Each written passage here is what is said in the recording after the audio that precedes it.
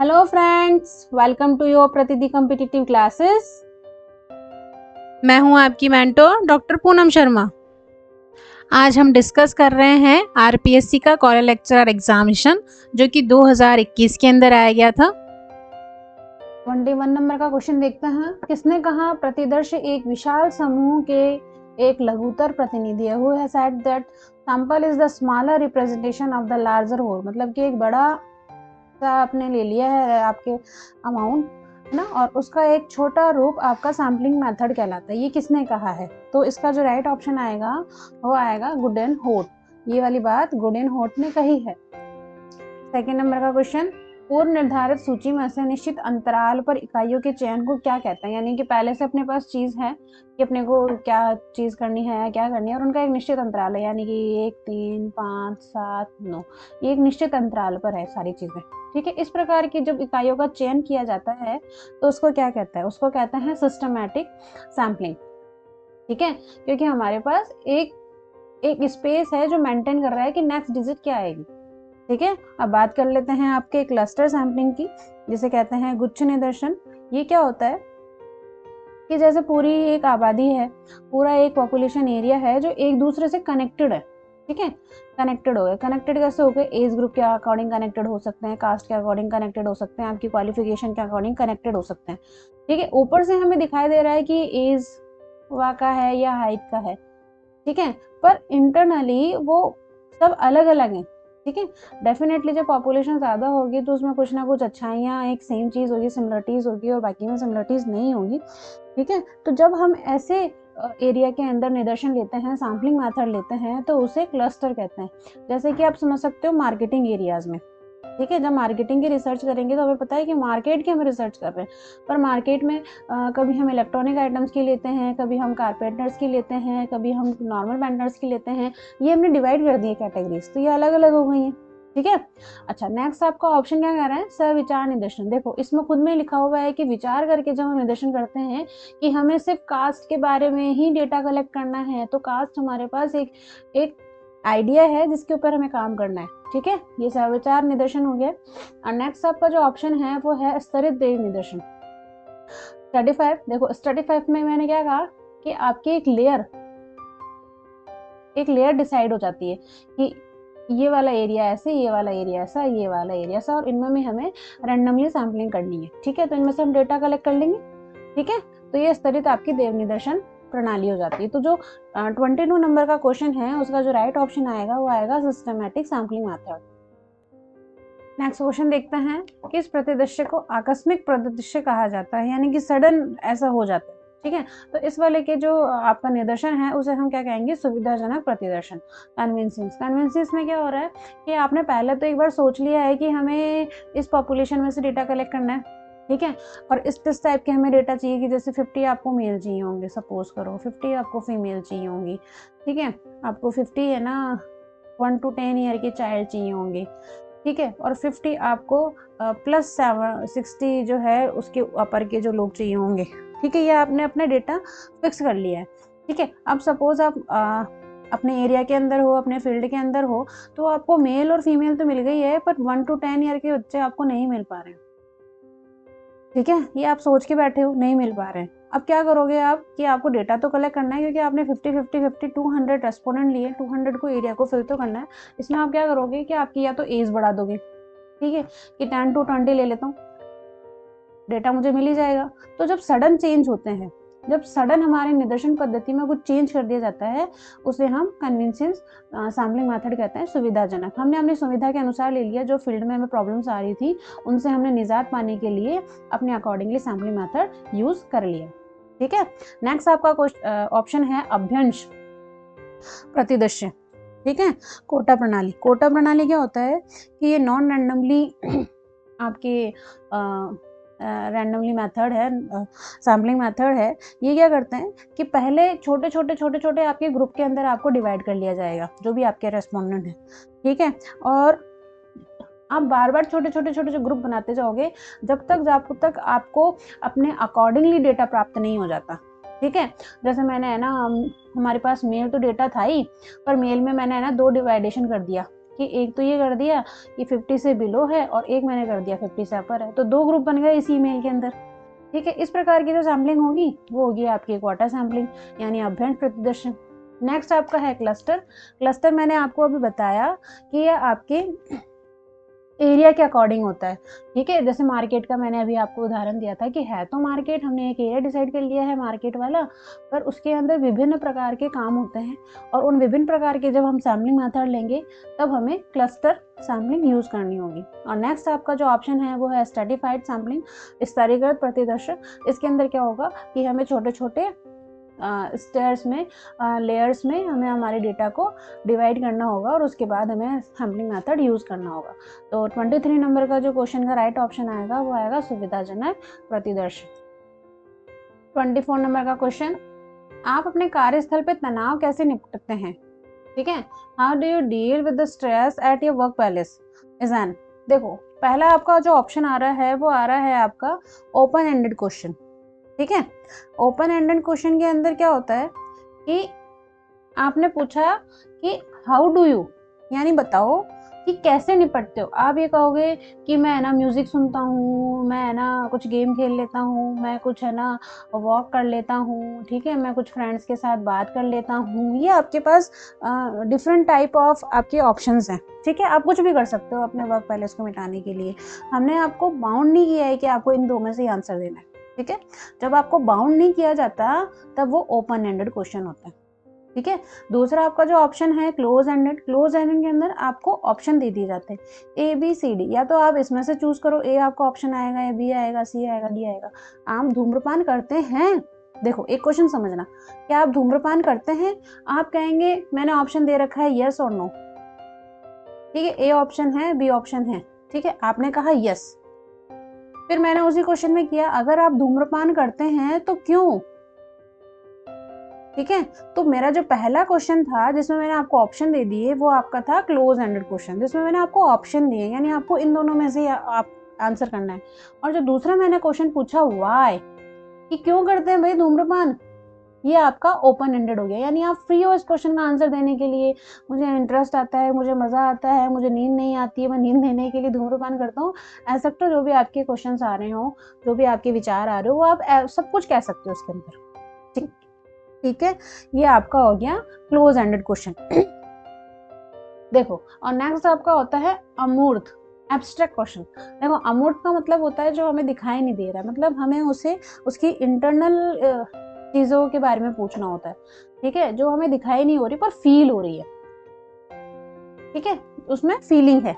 ठीक है, तो इस प्रकार के जो एब्स्ट्रैक्ट क्वेश्चन आएंगे उसमें कैसे होता है, ये पूछते हैं कि what is the nature of your topic.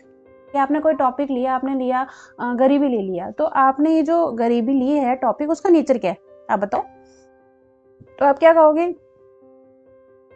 कि मैंने एरिया के अकॉर्डिंग गरीबी चूज करी है, कि भाई लगता है कि बाहर के कंट्रीज के मुकाबले आपको इंडिया के अंदर गरीबी ज़्यादा देखने को मिलती है। मेरा नेचर, मेरा जो टॉपिक है उसका नेचर इस प्रकार का हो सकता है। ठीक है, ये आपका एब्स्ट्रैक्ट क्वेश्चन हो गए हैं। और दूसरा जो आप कह रहे हैं डबल वेरिएट क्वेश्चन, दुलानी प्रणाली, इसमें ऑप्शन क्या होते हैं, या तो आप ये बताओ या फिर ये बताओ। ठीक है, यानी कि क्लोज एंडेड क्वेश्चन का ही एक दूसरा रूप है ये।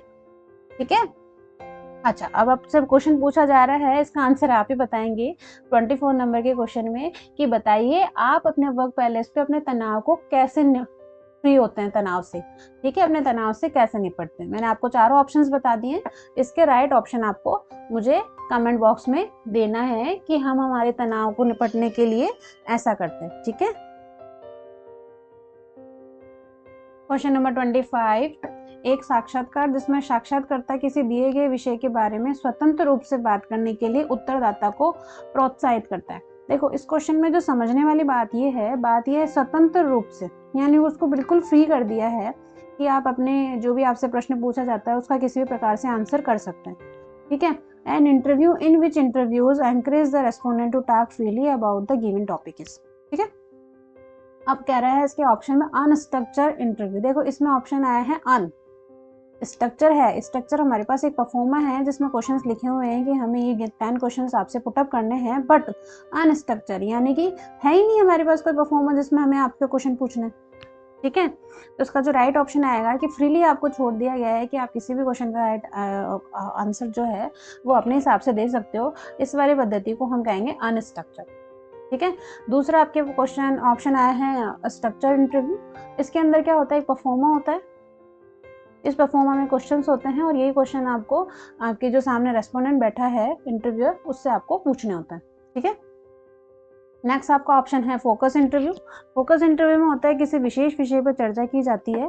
ठीक है, कोई भी एक विशेष विषय, जैसे हमने पूछ लिया कि अभी हम है ना प्राइम मिनिस्टर के ऊपर बात करेंगे। ठीक है, ये आपका फोकस इंटरव्यू हो गया। और नेक्स्ट आपका ऑप्शन क्या कहा गया है, क्लिनिकल इंटरव्यू, नैदानिक साक्षात्कार। देखो क्लिनिकल इंटरव्यू अक्सर साइकोलॉजी में किया जाता है। इससे इंटरव्यू से या बातचीत कर करके हम हमारे जो सामने व्यक्ति बैठा है उसका स्ट्रेस आउट करते हैं उसका। ठीक है, स्ट्रेस आउट करेंगे, उसको फ्री फील करवाएंगे। ये आपका क्लिनिकल, यानी कि उसकी बीमारी का इलाज होगा, उसके डिप्रेशन का इलाज किया जाएगा।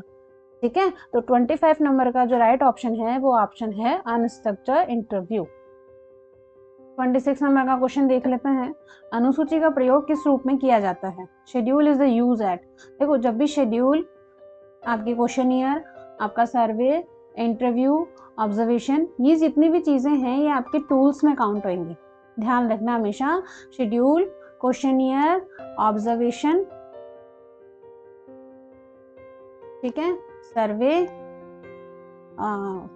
हाँ ये सारी चीजें आपके टूल में ही काउंट होएगी। तो अनुसूची का प्रयोग एक उपकरण प्रणाली के माध्यम में किया जाता है। 27 नंबर का क्वेश्चन देख लीजिए, प्रश्नों की एक सूची जो उत्तरदाता को सौंपी जाती है, जो प्रश्नों को पढ़ता है और उत्तरदाता को स्वयं भरता है। देखो इसमें जो है कि आपके पास एक क्वेश्चन का एक सीक्वेंस है। ठीक है, वहां पे आप रेस्पोंडेंट को देंगे, रेस्पोंडेंट उस क्वेश्चंस को पढ़ेगा, रीड करेगा और उसके बाद उसका आंसर भी आपको देगा। तो ये वाली जो पद्धति है ये क्वेश्चन ईयर में की जाती है। ठीक है, क्वेश्चन ईयर में के जो रेस्पोंडेंट होते हैं वो लिटरेट होते हैं। ठीक है, शिक्षित होते हैं। अब ऑप्शन नंबर फर्स्ट की बात कर लेते हैं, साक्षात्कार अनुसूची। साक्षात्कार अनुसूची के अंदर आपका जो रिसर्चर है वो आपके रेस्पोंडेंट से सामने बैठ के क्वेश्चन करेगा, उनसे वार्तालाप करेगा। इंटरव्यू भी हो गया है और क्वेश्चंस की सूची भी हो गई है। नेक्स्ट आपका ऑप्शन आ रहा है साक्षात्कार गाइड। साक्षात्कार गाइड के अंदर ये किया जाता है कि आपके क्वेश्चंस किस तरीके से पूछे जाएंगे, कितने क्वेश्चंस पूछे जाएंगे, किस किस टाइम ड्यूरेशन पे पूछे जाएंगे और उनके उत्तर कैसे लिखे जाएंगे। इस प्रकार की जब नॉलेज दी जाती है तो उसे गाइड कहा जाता है। और नेक्स्ट आपका ऑप्शन है केस स्टडी। केस स्टडी के बारे में बात ये होती है कि ये नॉर्मली एक पर्सन के बारे में या एक थिंग के बारे में की जाती है। ठीक है, पर्टिकुलरली। तो 27 नंबर का जो ऑप्शन है राइट वो आएगा question year. Question number 28, consider the following, do you buy newspaper and magazines is an. कि आप न्यूज़पेपर और मैगजीन खरीदते हैं। चलो ठीक है, इसका फर्स्ट ऑप्शन अपन देख लेते हैं। अभी क्या कह रहा है कि डबल बैलेट क्वेश्चन, यानी कि दुनाली प्रणाली, दुनाली प्रश्न। इस प्रकार के जो प्रश्न होते हैं ना, वो प्रश्न, क्वेश्चन तो पूछा गया है एक, पर उसमें कुछ और ऑप्शंस भी दे दिए जाते हैं। जैसे कि आपकी कार है जो कंफर्टेबल होनी चाहिए या फास्टर होनी चाहिए। ठीक है, तो कुछ लोग जो आंसर देंगे होंगे कार कंफर्टेबल ही होनी चाहिए, क्योंकि कंफर्टेबल होएगी तो स्पीड भी मेंटेन होएगी। पर यदि कार फास्टर होएगी और कंफर्टेबल नहीं होगी तो वो स्पीड कैसे मेंटेन करेंगी। ठीक है, यानी क्वेश्चन तो एक ही है कार के बारे में, पर ऑप्शन उसने दो प्रश्न पूछ लिए एक ही क्वेश्चन में। इस प्रकार के क्वेश्चन आपके दुनाले प्रश्न होते हैं। दूसरा आपका ऑप्शन है एम्बिगियस क्वेश्चन, आपके अनेकार्थक जो प्रश्न होते हैं। उसके अंदर क्या क्वेश्चन होता है कि आपका यस, नो एंड आपके होता है वैन, कभी कभी यस और कभी कभी नो, है ना, या अदर वन। तो इस प्रकार के जो प्रश्न होते हैं उसमें बहुत सारे अर्थ होते हैं कि आप न्यूज़पेपर, चलो इसी क्वेश्चन को ले लेते हैं, आप न्यूज़पेपर या पत्रिकाएं खरीदते हैं तो कोई बोलेगा कि हमें नॉलेज के लिए खरीदना होता है। ठीक है, कोई बोलेगा मुझे स्पोर्ट्स के बारे में अच्छी जानकारी चाहिए इसलिए खरीद लेता है, कोई फन के लिए खरीद लेता है न्यूज़पेपर या मैगजीन्स। कोई होता है कि हमें बहुत अपडेटेड होना होता है, फॉरवर्ड होना पड़ता है तो हमें ये सारी चीज़ें। कोई होता है कि हमें किचन से रिलेटेड बहुत सारी चीज़ें सीखनी होती है इसलिए हम न्यूज़पेपर या मैगजीन्स खरीद लेते हैं, या फैशन के बारे में खरीद लेते हैं। ठीक है, तो खरीदते तो हैं पर सबके अलग अलग पर्पज है। तो इस प्रकार के जो क्वेश्चन आते हैं कि आप कोई चीज ले तो रहे हो पर अपने डिफरेंट डिफरेंट पर्पस को फुलफिल करने के लिए ले रहे हो, वो आपके होता है अनेकार्थक शब्द। ठीक है, तो 28 नंबर का जो क्वेश्चन का राइट ऑप्शन आएगा वो आएगा एम्बिगियस क्वेश्चन। अब थर्ड ऑप्शन देख लेते हैं, ओपन एंडेड क्वेश्चन। देखो ओपन एंडेड क्वेश्चन मैंने आपको भी वापस समझाया था, इस प्रकार के जो प्रश्न होते हैं उसके अंदर आपसे ये पूछ लिया जाता है कि क्या धूम्रपान करना ठीक रहेगा। ठीक है, तो आप एक तो होता है आप यस और नो में आंसर दो कि नहीं नहीं ठीक रहेगा या ठीक रहेगा। ठीक है, एक ही रहेगा कि नहीं ठीक होता है, क्यों, क्योंकि इससे ये सारे सुख है, और नहीं ठीक होता है क्योंकि इससे ये सारी तकलीफें हो जाती है, कैंसर हो जाता है। ठीक है, यानी कि आप अपने आंसर देने के लिए फ्री है, स्वतंत्र है। ठीक है, और नेक्स्ट आपका जो ऑप्शन है सेंसिटिव क्वेश्चन। सेंसिटिव क्वेश्चन जो प्रश्न है वो एक तो एकांत में पूछे जाते हैं, कुछ पर्सनल चीज़ों से रिलेवेंट ये सारे क्वेश्चंस होते हैं। सपोज क्वेश्चन आपको ये पूछ लिया कि कोई व्यक्ति आप HIV पॉजिटिव हैं या नहीं है। ठीक है, तो ये सोसाइटी के सामने पूछ नहीं सकते क्वेश्चन। अगर आपने उससे अकेले में पूछा, अगर वो सोचता है कि मुझे यस आंसर देना है तो मतलब सोसाइटी से वो अलग हो गया, और अगर वो कहता है कि नो और अगर वो पॉजिटिव है तो वो अपनी बीमारी से झूठ बोल रहा है। तो इस प्रकार के क्वेश्चन बहुत सेंसिटिव होते हैं, बहुत संवेदनशील होते हैं, बहुत तरीके से उनको पूछना चाहिए। ठीक है, तो 28 नंबर का जो ऑप्शन है वो आएगा B. Question number 29, who is note to have use participant observation method in the study of street corner American society. देखो ये क्वेश्चन ज्यादा भी नहीं तो आज तक के ऑलमोस्ट सभी एग्जामों में बार बार पूछा गया है। पार्टिसिपेंट ऑब्जर्वेशन की बात हो रही है और street corner of American society की बात हो रही है, तो इसका जो ऑप्शन आएगा वो आएगा विलियम वाइट। ठीक है, ध्यान रखना विलियम वाइट ने पार्टिसिपेंट ऑब्जर्वेशन दिया था अमेरिकन सोसाइटी के बारे में जो स्ट्रीट कॉर्नर से रिलेवेंट थी। ठीक है, और पार्टिसिपेंट ऑब्जर्वेशन मेलिनोवस्की ने भी दिया है, पर वो दिया है आपके पुला वहां पे। ठीक है, तो 29 नंबर का राइट ऑप्शन आएगा B, William White. Question number 30, in which the following books did M N. Srinivas first introduce his concept of sanskritisation. कि एम.एन. श्रीनिवास ने संस्काराइजेशन का जो कांसेप्ट था वो कौन सी वाली बुक में दिया है ना। पहला आपका ऑप्शन है social change in modern India, ये वाली बुक आपकी लिखी गई थी 1963 में। दूसरी आपका ऑप्शन है religion and the society among the cook of south India, ये आपकी बुक लिखी गई थी 1952 में, और ये इसका राइट ऑप्शन भी है। संस्काराइजेशन की जो कॉन्सेप्ट की चर्चा की गई थी वो इसी बुक के अंदर की गई थी। थर्ड आपकी बुक है विलेज रिमेम्बर्ड विलेज, ये लिखी गई थी आपके 1978 में। एंड फोर्थ आपकी बुक है caste in modern India and other essays, ये लिखी गई है आपकी 1962 में। ठीक है दोस्तों, अपने स्टडी को कंटिन्यू करते हुए बूस्ट अप कीजिए, सफलता आपकी ही है। डेफिनेटली आप सफल हो जाएंगे। आशा करती हूँ आपको वीडियो पसंद आया होगा। Thanks for watching video. Please like और सब्सक्राइब कर दीजिएगा।